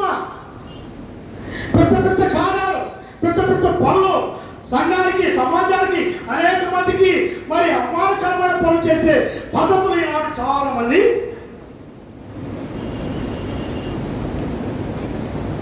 కానీ చాలా గొప్ప వ్యక్తి. చూసామండి, ఒక మాట జ్ఞాపకం చేస్తాను. అపోస్తల కార్యము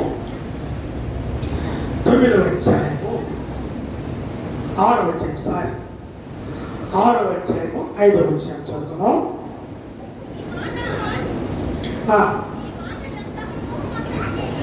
ఈ మాట జనసమూహమంతటికి యుక్తమైనందున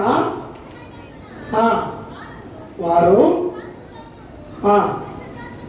పరిశుద్ధాత్మతోనూ నిండుకోయిన వాడైన స్తెఫను పిలుపును చాలెత్తాలి. చూడండి, పౌలు గారు అపోస్తలులు ఎంత గొప్ప కార్యం చేశారంటే, ఈ మాట జనసమూహం అంతటికి ఇష్టమైనందున వారు విశ్వాసముతోనూ. సంఘానికి 7 కావాలి. ఎవరో పెద్దలు. ఇదొక పిచ్చ పని. సంఘాలు నాశనం అయిపోవటానికి, సంఘాలు పాడైపోవటానికి, సంఘము కుట్టుబడిపోవటానికి, సంఘము మరి అనేక మధ్యన ఏడవడానికి కారణం ఎవరంటే సంఘ పెద్దలు అన్నారు. కానీ ఆనాడు అపోస్తలులు మంచి కార్యం చేశారు. కనుక మేము దేవుడి పరిచయంలో మేము నిర్మాగ్నమై ఉంటాం కుదరదు. కనుక సంఘంలో ప్రాముఖ్యమైన వ్యక్తులు 7 మీరు ఏర్పరచుకోండి, వారు పెద్దలు, నాయకులు అన్నారు. అది ఇప్పుడు పెట్టినది. ఈ తంట ఎంత ప్రమాదం అంటే చెప్పండి. కాకనే ఆనాడు వారు చెప్పి ఏం చేశారండి, ఈ మాట జనసమూహం అంతటికి ఇష్టమైనందున వారు విశ్వాసముతోనూ పరిశుద్ధాత్మతోనూ నిండుకునే వాడైన స్తెఫను అన్నాడు. స్తెఫను ఎలాంటి వ్యక్తి? సంఘానికి ఎలాంటి వ్యక్తి కావాలి? సంఘము మరి కాపాడే వ్యక్తి, సంఘాన్ని బలపరిచే వ్యక్తి, సంఘాన్ని అభివృద్ధి పరిచే వ్యక్తి, సంఘాన్ని కాసే వ్యక్తి, సంఘాన్ని నడిపించే వ్యక్తి, పెద్ద అలవడిన వ్యక్తి. ఎలాంటి వ్యక్తులు ఉన్నారండి? విశ్వాసముతోనూ పరిశుద్ధాత్మతోనూ నిండుకోయిన ఆత్మపూర్ణుడైన మరి పరిశుద్ధాత్మ దేవుని కలిగిన వ్యక్తి కావాలి.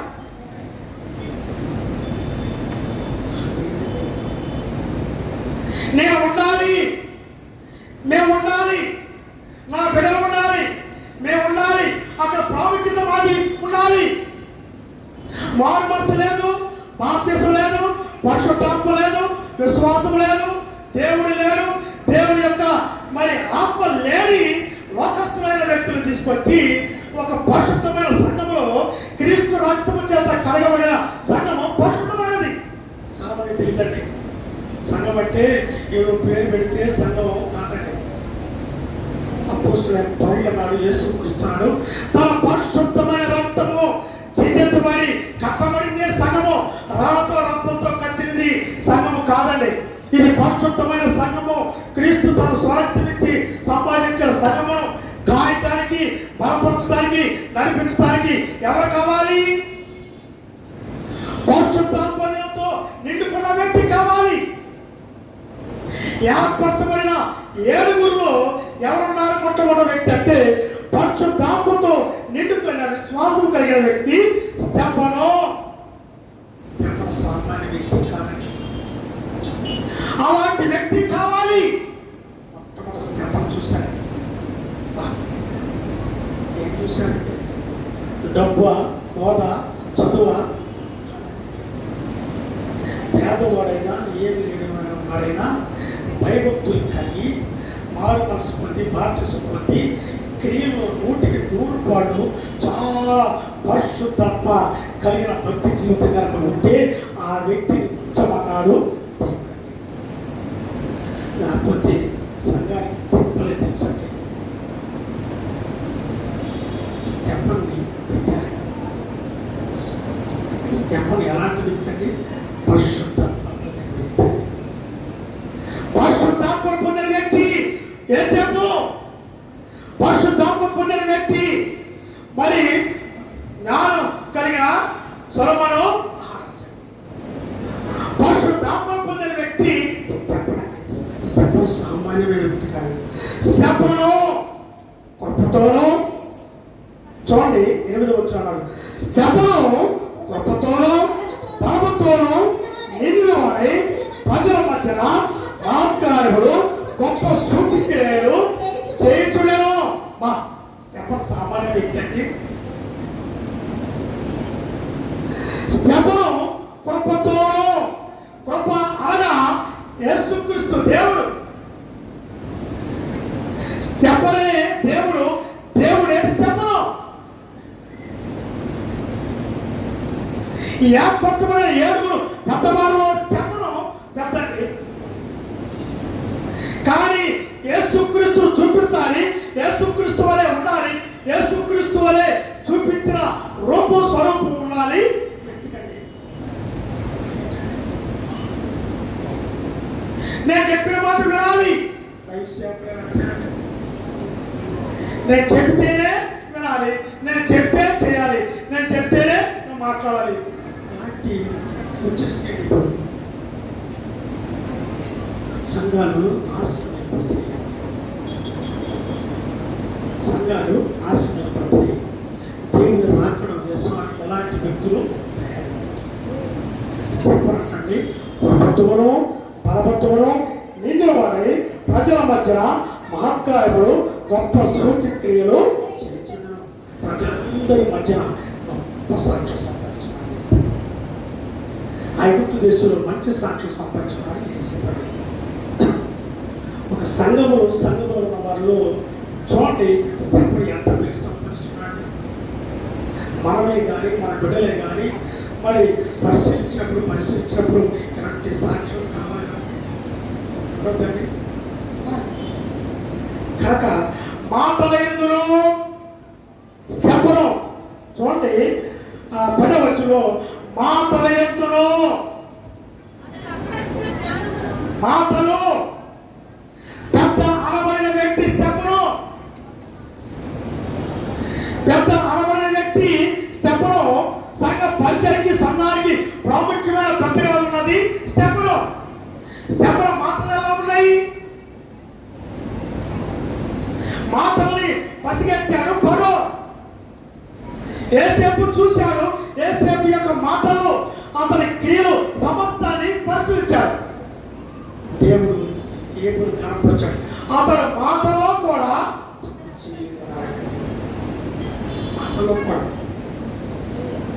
చక్కని భాష మాట్లాడతారండి.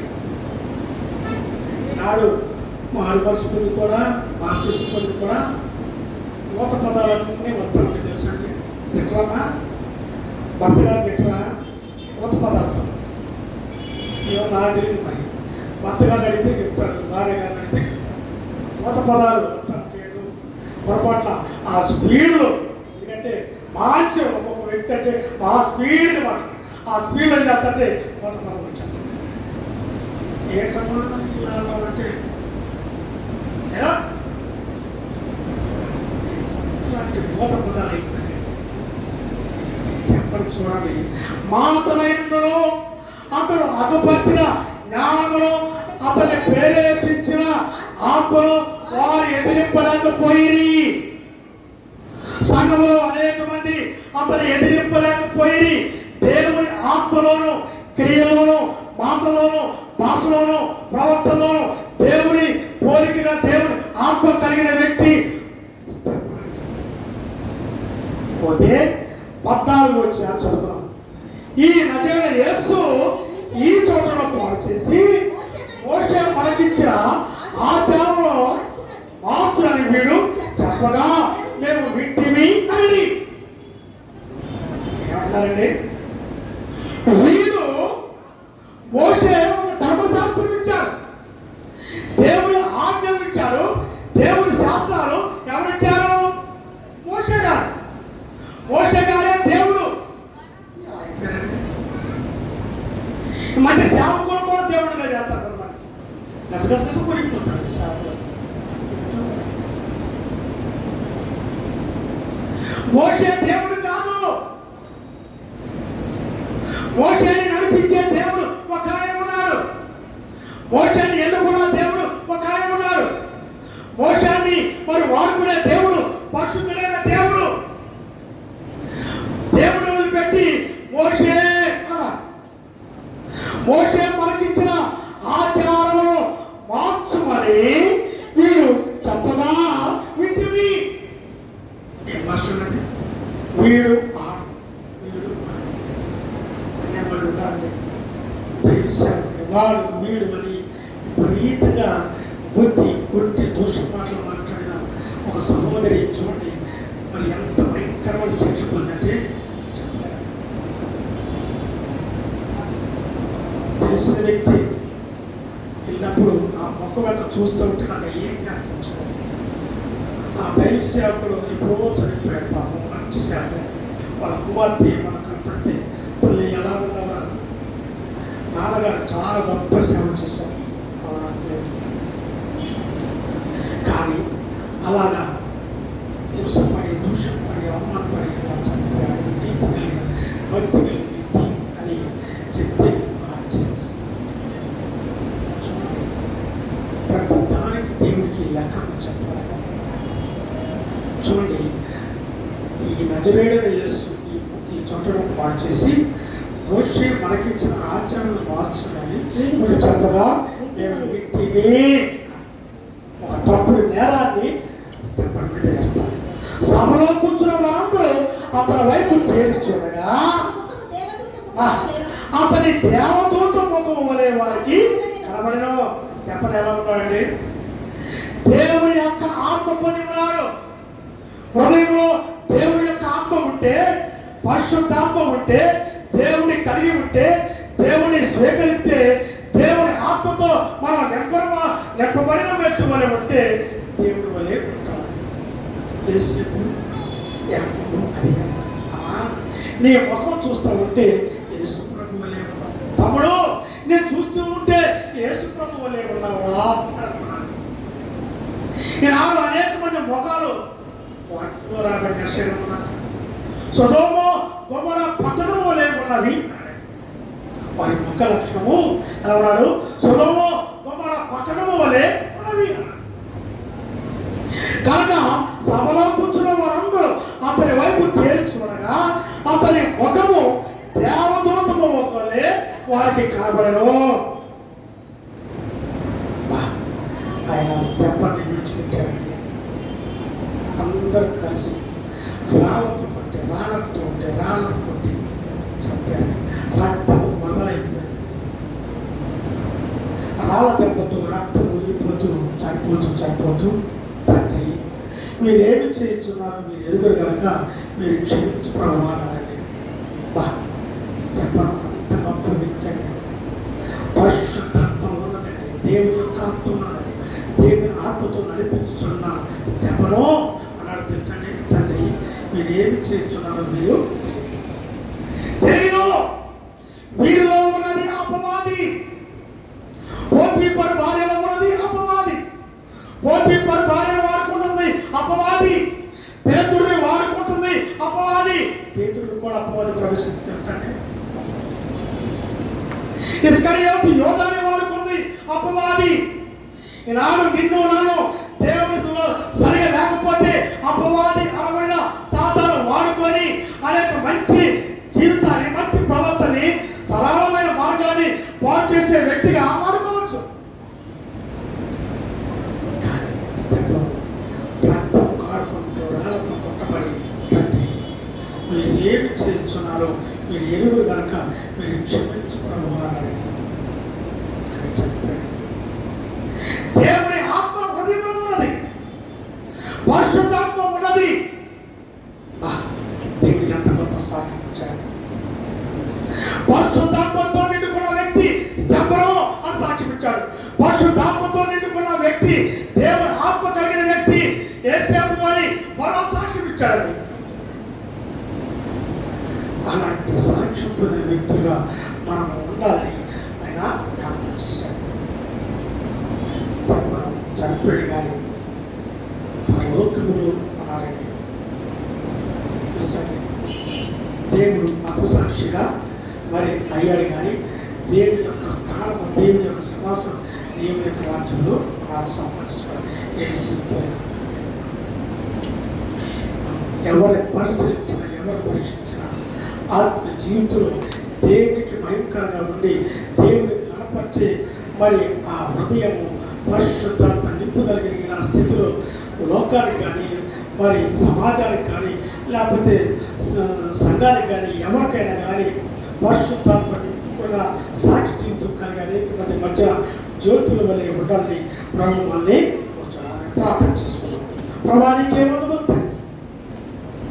విలువైన సమయాన్ని నాకు ఇచ్చిన ప్రభా తండ్రి ఒకసారి జ్ఞాపకం చేసుకుంటాను. మా ప్రియ బిడ్డలపై జ్ఞాపకం చేసేపు తండ్రి కానా దేశిస్తాడు.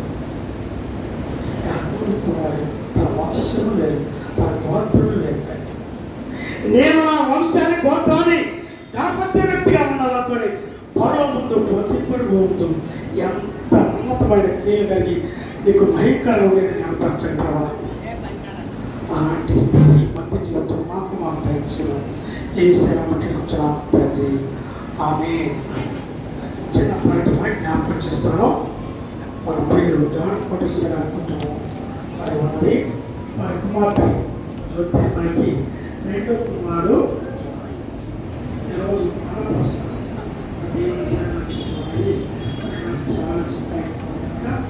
మరి వాళ్ళు ఆహారం అనేది ఏర్పరచబడింది. ఆహారం జరిగిన తర్వాత చంద్రపాట అయిన తర్వాత మరి ఆ బిడ్డకి అన్నప్రసన్న కార్యక్రమం అనేది జరిపించబడింది. దయచేసి కుటుంబస్తులు కూడా దయచేసి ముందుకు రావాల్సిందిగా మాట లేచి అందరూ లేచి మాట్లాడగా కాదు ఎంతమంది పలహారము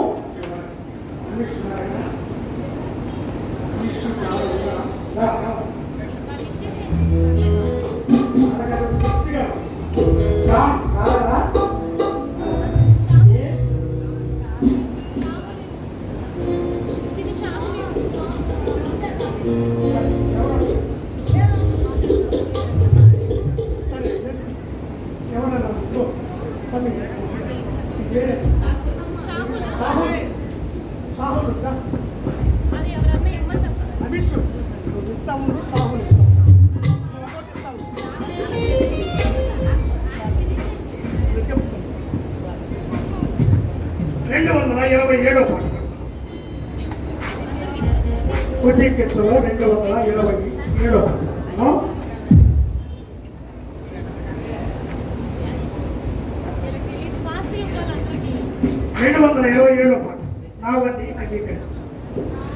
నా వంటి అంగీకరించు మీ దేవా, నన్నప్పుడు నీవు కరుణించు మీ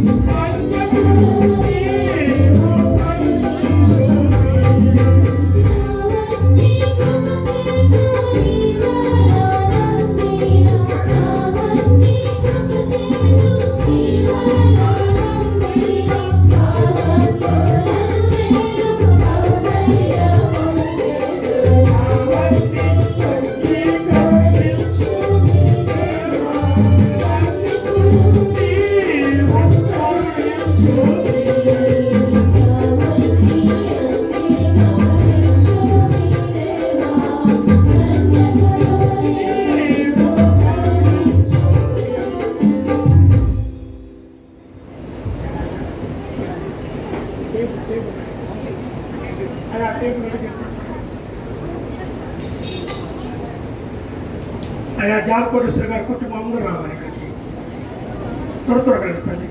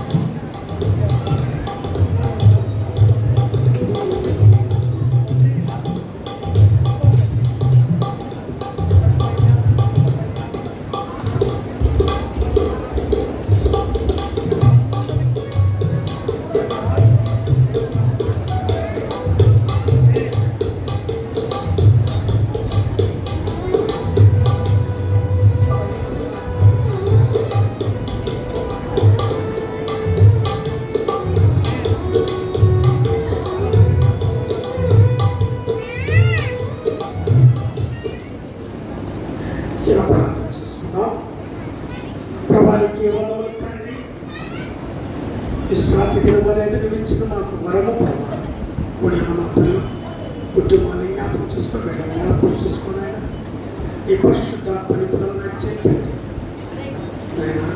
యేసేపు యొక్క పద్ధతులు, క్రియలు, పద్ధతులను బట్టి పరో హృదయము కరిగిపోయింది తండ్రి, పరో హృదయము మార్చబడింది, పరో యొక్క భక్తి మార్చబడింది తండ్రి. తన దేవుని విడిచిపెట్టి దేవునికి భయంకరంగా ఉండి ఆ యొక్క సాక్ష్యం చూపించాడు యేసేపు తండ్రి. కనపరచబడ్డాడు అన్య దేశంలో, అన్య మనుషుల మధ్యన, అన్నిలో విగ్రహారాధకుల మధ్యన ప్రతి వారు సాత్వికపడి నమస్కారం చేశాడు యేసేపు తండ్రి. దేవా పరు అంతటి గొప్ప ఆజ్ఞ ఇచ్చాడు తండ్రి. దేశంలో ఉన్న ప్రతి వ్యక్తి యేసేపుకు నమస్కారం చేయాలి, సాత్వికంగా పడవని ఆజ్ఞ ఇచ్చాడు తండ్రి. ఎంత ఘనత ప్రభా నీకు తండ్రి. బహు సంతోషించి ఆనందించి ఉంటాం యేసేపుని బట్టి ప్రభా. అలాంటి స్థితి మాకు, మా పిల్లలకు, మా బిడ్డలకి ప్రతి ఒక్కరికి దయచేయండి ఆయన. ప్రతి కుటుంబానికి జ్ఞాపకం చేసుకో, ప్రతి బిడ్డని జ్ఞాపకం చేసుకుని ఆయన వెళ్ళుచుండగానే పరిశుద్ధాత్మ దీవెన దయచేయండి. ఆ చిన్న బిడ్డ విషయంలో, కుటుంబం విషయంలో ప్రభా ప్రతి ఆశీర్వాదం దయచేసి మీరు ఎంతో మరి ఇచ్చిన కారుకలను బట్టి కూడా జ్ఞాపకం చేసుకున్నాం. నిండైన ఆశీర్వాదము ప్రతి కుటుంబానికి దయచేయండి. వెళ్ళుచుండగానే పరిశుద్ధాత్మ దీవెన దయచేయండి. యేసయ్య నామమున తండ్రి, ఆమేన్. ఆమె పిల్లలకు తండ్రి, నీ నామం పరిశుద్ధపరచబడును గాక, నీ రాజ్యం వచ్చును గాక, నీ చిత్తం పిల్లలకు నెరవేర్చినట్లు మన దేహాన్ని మాకు దయచేసి మళ్ళా ప్రారంభం చేయవలసిన ప్రకారం మా ప్రారంభం చేయవచ్చు.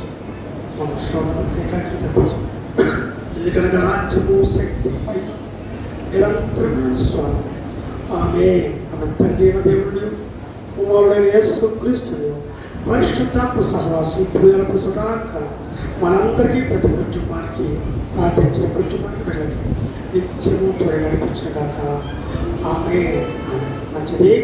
7వ తారీఖు మనకు శుక్రవారం ఆలయం ప్రేమ ఉంటుంది, జ్ఞాపకం చేసుకోండి. ఆ ప్రార్థన కోరికలు ప్రతి వారం ఉండవలసిందిగా ప్రయత్నించాం. మీ అందరికీ బాల కార్యక్రమం పాల్గొనే వారు దయచేసి మోకరించి ప్రార్థన చేసుకున్నాం. ఎమ్మానుయేలు రాజ్యము ఎంపై యోటావు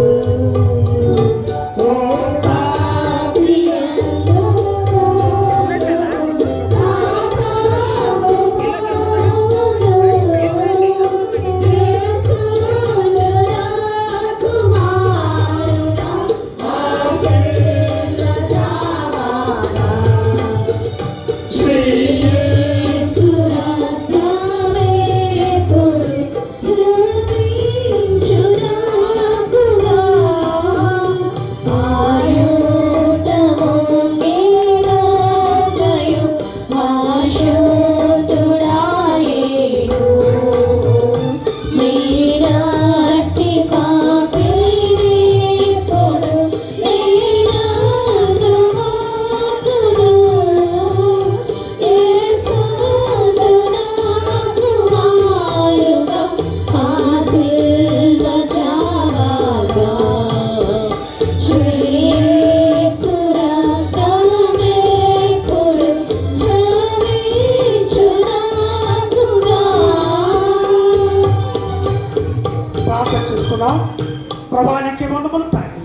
పరిశుద్ధమైన శరీరాన్ని మాకు ఇచ్చావు ప్రభా. ఇది లోక సంబంధమైనది కాదు ప్రభా, పరిశుద్ధమైనది నీ శరీరము తండ్రి. కొట్టబడిన నలగొట్టబడిన అయా ఇదిగో ప్రభు సిద్ధపరచబడిన ఈ శరీరము తినే అధికారం మాకు ఇచ్చావు తండ్రి. తిరుచున్న ప్రతి బిడ్డపై నీ ఆత్మించి ఆత్మ జీవితంలో ఎదిగే కృప ఆశీర్వదించు దేవా. దీన్ని పరిశుద్ధపరచమని యేసయ్య బట్టి కూర్చున్నాం తండ్రి. ఆమేన్.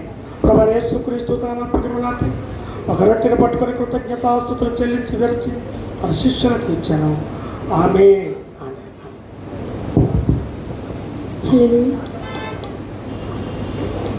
ఒక ఆశ ఉందయ్యా,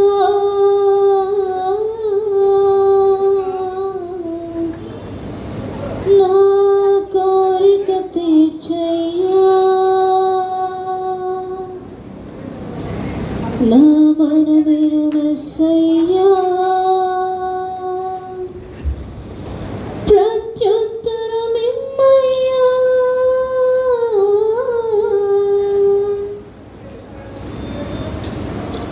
ఒక ఆశ ఉందయ్యా, నా కోరిక తీర్చయ్యా, నా మనవిను మెస్సయ్యా, ప్రత్యుత్తరమిమ్మయ్యా. ఒక ఆశ ఉందయ్యా, నా కోరిక తీర్చయ్యా, నా మనవిను మెస్సయ్యా, ప్రత్యుత్తరమిమ్మయ్యా. యవన కాలమందునే తాడిమయ్యగా, బలమైన విల్లుగా నన్ను మార్చవా. యవన కాలమందునే తాడిమయ్యగా, బలమైన విల్లుగా నన్ను మార్చవా. ఒక ఆశ ఉందయ్యా, నా కోరిక తీర్చయ్యా, నా మనవిను మెస్సయ్యా, ప్రత్యుత్తరమిమ్మయ్యా. ఒక ఆశ ఉందయ్యా, నా కోరిక తీర్చయ్యా, నా మనవిను మెస్సయ్యా, ప్రత్యుత్తరమిమ్మయ్యా.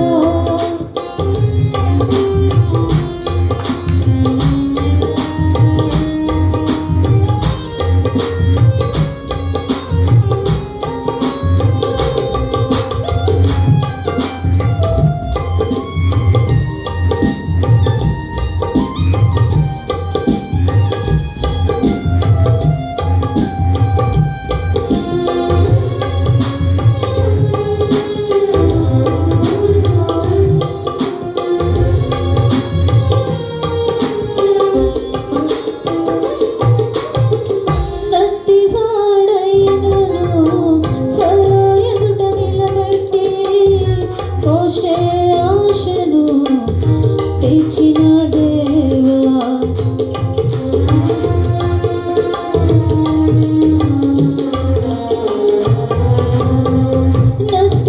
నత్తివాడైనను ఫరో ఎదుట నిలబెట్టి, మోషే ఆశను తెచ్చిన దేవా. ఈ తరములోని చిత్తముకై ఎదురు చూడగా, అగ్ని చేతనను దర్శించి నీ చిత్తము తెలుపవా. ఈ తరములోని సేవకై ఎదురు చూడగా, అగ్ని చేతనను దర్శించి నీ చిత్తము తెలుపవా. ఒక ఆశ ఉందయ్యా, నా కోరిక తీర్చయ్యా, నా మనవిను మెస్సయ్యా, ప్రత్యుత్తరమిమ్మయ్యా. ఒక ఆశ ఉందయ్యా, నా కోరిక తీర్చయ్యా, నా మనవిను మెస్సయ్యా, ప్రత్యుత్తరమిమ్మయ్యా.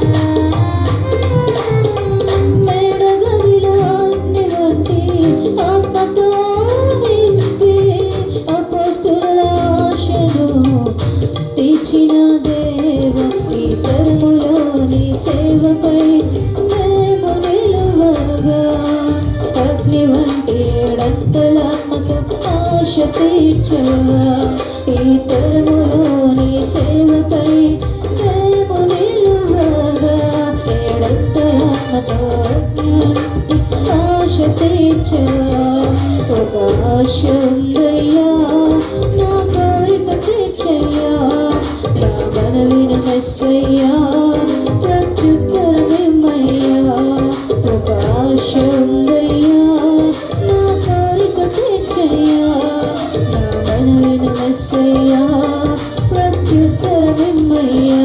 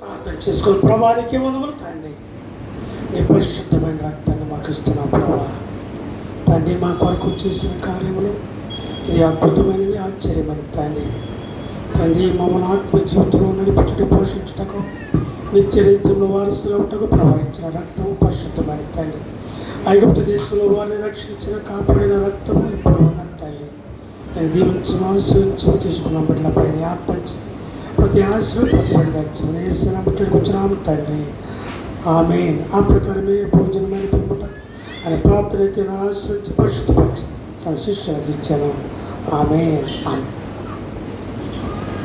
హల్లెలూయా.